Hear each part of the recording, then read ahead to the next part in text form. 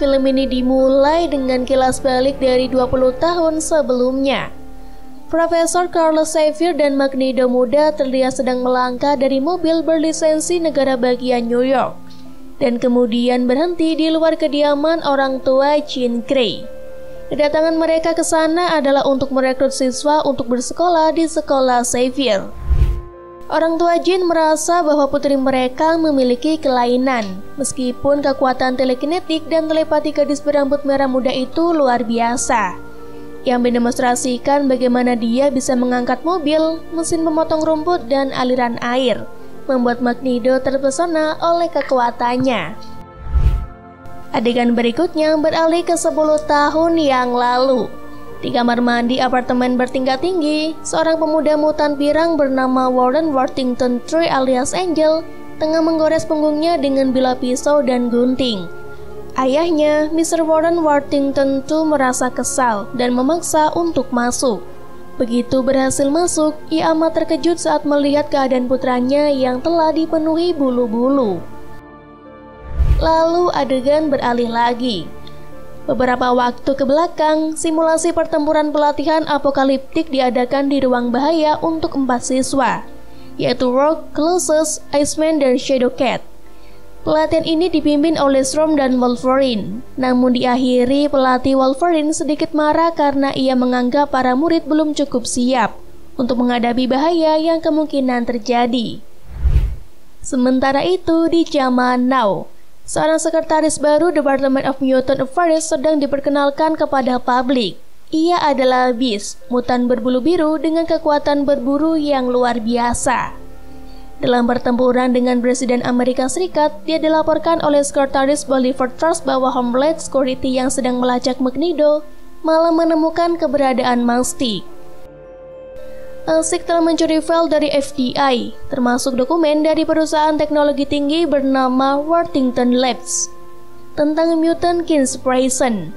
Salah satunya adalah file tentang pemuda mutan botak bernama Jimmy alias Liz, yang mana dirinya bisa menekan dan menetralisir kekuatan mutan terdekat.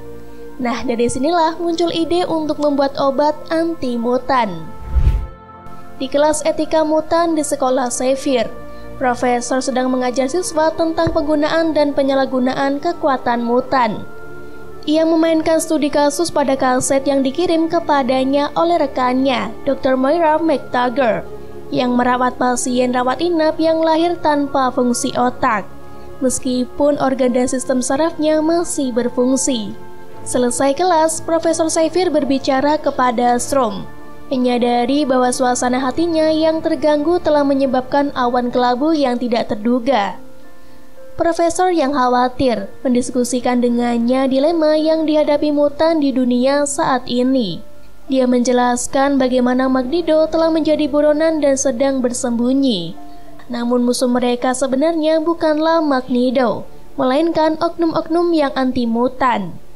Mereka bertemu dengan Sekretaris Hank McCoy yang sedang menunggu untuk janji yang dibuat dalam waktu singkat. Dia mengumumkan penangkapan Mystique dan berencana akan memikat Magneto untuk membebaskannya. Namun masalah sesungguhnya muncul ketika dia mengetahui mengenai informasi kontroversial yang dia lihat dalam sebuah file. Perusahaan Worthington Lab yang terletak di Pulau Alcatraz yang dipimpin oleh Warren Worthington II telah mengembangkan bahan penyembuhan mutan, yaitu antibodi mutan untuk menekan gen X mutan secara permanen. Banyak mutan memprotes bahwa kelainan mereka bukanlah penyakit. Meskipun Sekretaris McCoy berpendapat beberapa mutan mungkin menerima pengobatan. Setelah itu, sebuah pertemuan aksi komunitas mutan diadakan di sebuah gereja untuk mengungkapkan sudut pandang dan pendapat mereka.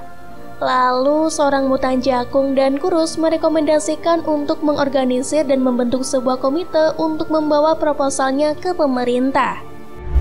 Magneto bersama Pyro bergabung dalam percakapan di atas panggung, menyatakan bahwa pemerintah sudah berencana untuk menegakkan pengobatan untuk membunuh populasi mutan.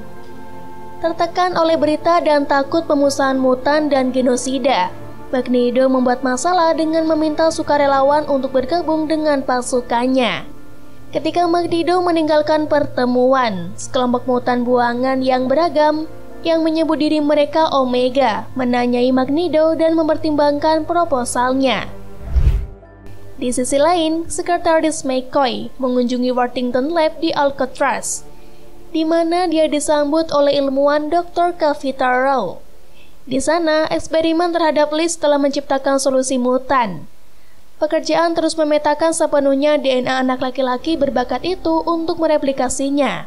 Saat McCoy mengulurkan tangannya untuk berjabat tangan dengan Jimmy, tangannya untuk sementara berubah menjadi tampak seperti manusia. Alur kedua dari plot melibatkan Dr. Jean Grey yang rupanya berhasil selamat dari kematiannya. Setelah meledakkan air dengan kekuatan optiknya, gelombang keju tersebut menciptakan pusaran air kecil. Jean disulap oleh cahaya aneh yang menyilaukan. Dia memintanya untuk mempercayainya dan membuka matanya sebelum mengendalikan kekuatannya dan menetralkan mata merahnya yang bersinar. Kembali ke sekolah Xavier, Profesor nampaknya dapat merasakan kegalauan hati Cyclops. Di tempat berkabut hilangnya Cyclops di mana mereka telah dikirim, Storm dan Wolverine hanya menemukan batu yang mengambang secara telekinetik dan benda-benda lain, dan bayangan Cyclops dan Jean yang tidak sadarkan diri. Dia dibawa kembali ke rumah sakit sekolah untuk diagnosis. Profesor Xavier percaya dia selamat dengan membungkus dirinya dalam kepompong energi telekinetik. Dia dikategorikan sebagai mutan kelas 5 dengan potensi tak terbatas. Dia telah berevolusi menjadi kepribadian ganda alternatif yang mengamuk, murni nalurinya yang disebut Phoenix Club. Dan dirinya yang kejam dan pemarah dapat dilepaskan kekuatannya kapan saja dalam upaya membela diri. Sementara itu, pematras mutan berkumpul di San Francisco, bereaksi negatif terhadap pengumuman ketersediaan penyembuhan mutan. Di kantornya di lantai atas Worthington Lab di kota, Warren Worthington tentu sedang bersiap untuk menggunakan obat itu pada putranya. Saat putranya akan disuntik dengan obat oleh Dr. Rowe, Angel mulai panik dan menyalahkan ayahnya atas semua kekacauan yang terjadi. Setelah itu, Angel mendobrak jendela, meratakan sayap berbulu putihnya yang besar, membumbung dan terbang di langit menuju Teluk SV dan jembatan Golden Gate. Saat Mystique polimorfik diangkut dalam penjara truk, Magneto yang memakai helm dibantu oleh Pyro dan Callisto dan anggota geng Omega lainnya untuk memblokir rute mereka dan mengirim mobil pengawal yang terbang untuk menabrak. Mystique pun berhasil menyusup dan membebaskan Magneto dari penjara, termasuk beberapa napi lainnya yang ikut dibebaskan juga. Tiba-tiba, Mystique muncul untuk memblokir anak panah yang mengarah ke Magneto, yang mana justru membuatnya kehilangan kekuatan supernya. Mystique yang kini dalam wujud manusia tak berdaya, memohon pada Magneto agar membawanya bersamanya. Namun Magneto menolak dan pergi mencampakkan Mystique. Ya ampun, kasian banget dah. Di markas pesannya, Magneto memeriksa senjata yang dapat menyembuhkan Mystique. Dia tahu bukti tujuan senjata itu akan menyebabkan lebih banyak mutan bergabung dengan pasukannya. Dia diberitahu Castillo bahwa dia merasakan gaya elektromagnetik besar yang dihasilkan dari mutan kelas 5. Magneto tahu sumbernya dan ingin tahu lokasi Jean. Baik Magneto maupun Xavier masing-masing ditemani oleh pendukungnya. Akhirnya tiba di rumah masa kecil Jean untuk merebutkan kesetiaannya. Xavier yang berpikir reformasi memberitahu Jean bahwa dia ada di sana untuk membawanya pulang dan membantunya. Tetapi dia berpikir bahwa Jean hanya ada di sana untuk menekan kekuatan besarnya. Meskipun Xavier memohon padanya untuk mempercayainya karena dia dapat membantunya mengendalikan kekuatannya yang berbahaya. Phoenix yang berkulit gelap dan bermata kaca menolak mendengarkan mantan mentornya. Membentak dan melepaskan ledakan dan badai telekinetik raksasa, menyebabkan benda-benda berterbangan. Pertempuran lain dimulai di luar antara pendukung Xavier, Logan, dan Storm, dan mengikut Magneto, Juggernaut, Quill, Arclight, dan Castillo. Namun semua orang terkejut saat menyaksikan tubuh Xavier diledakkan dan dihancurkan oleh kekuatan telekinetik besar Phoenix. Yang tersisa hanyalah kursi rodanya yang kosong. Keesokan harinya, upacara peringatan kematian Profesor Xavier pun diadakan. Semua murid maupun staf hadir dengan perasaan amat sedih. Carlos Xavier lahir di dunia yang terbagi, dunia yang dia coba sembuhkan. Di sisi lain, Magneto yang seperti teroris mengumpulkan perkemahan mutan jahat di hutan untuk memperjuangkan kebebasan, termasuk Pyro, Phoenix Jean Grey, anggota geng Omega, dan yang lainnya. Eric memberitahu Jean bahwa dia selalu mengaguminya sebagai dewi yang bisa melakukan apa saja. Untuk menunjukkan kekuatannya yang luar biasa, dia memanipulasi pistol penyembuhnya, membongkar 4 komponen jarum suntiknya, dan dengan mengancam melayangkan mereka ke arahnya untuk menakutinya. Magneto tidak ingin menahan kekuatannya yang tidak stabil, tetapi ingin membiarkannya, seperti yang diinginkan alam. Diputuskan bahwa sekolah Xavier akan tetap buka kemudian hari, dan para siswa akan berjuang untuk kelangsungan hidupnya. Seorang siswa baru tiba untuk menemukan tempat yang aman yang disambut oleh Storm dan Angel.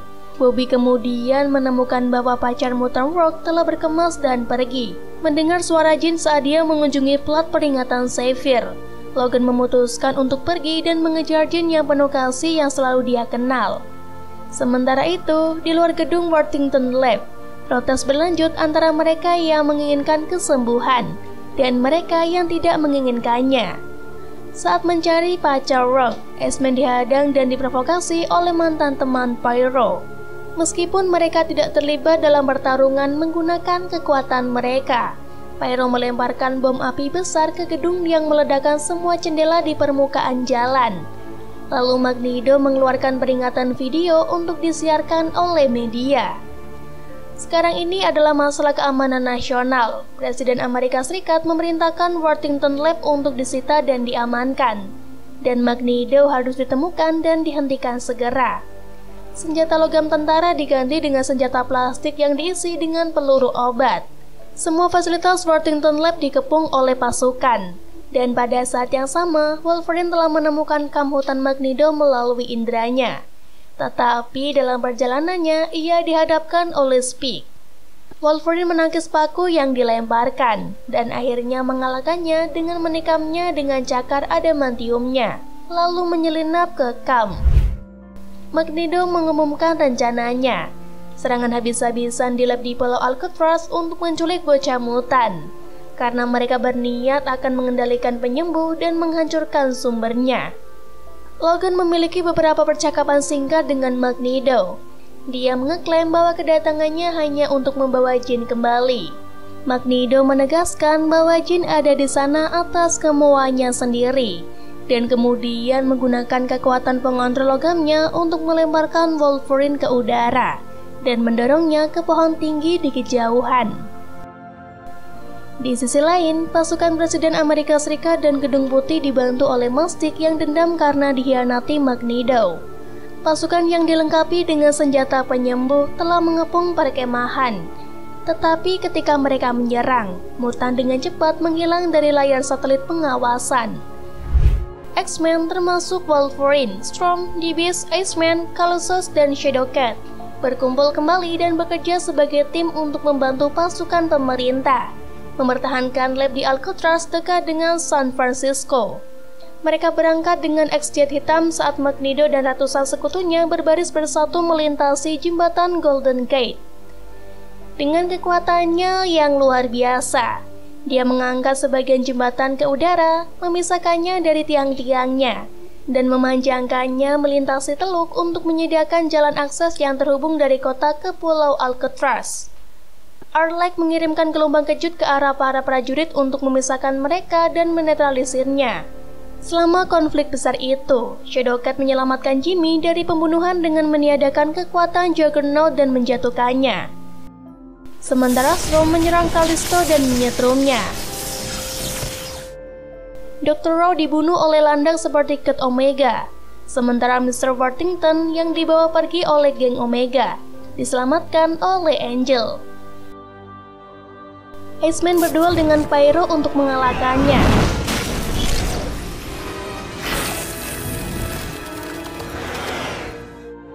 Dan kekuatan Magneto dibatalkan ketika Beast menyuntikkan di dada dengan 4 peluru penyembuhan, membuatnya menjadi lemah dan kehilangan kekuatannya. Sepertinya pertempuran sudah berakhir, akan tetapi kemudian pasukan darat tiba dan menembak Jean. Semua orang dievakuasi atau melarikan diri di saat Phoenix yang merusak dan mengamuk dilepaskan, melayang ke udara dan menghancurkan seluruh area dengan badai telekinetik. Hanya Wolverine yang berani menghadapinya. Dia mencoba menenangkan burung ngamuk itu dengan mengungkapkan perasaannya. Bahkan dia sampai nekat menikam perutnya sendiri dengan cakarnya.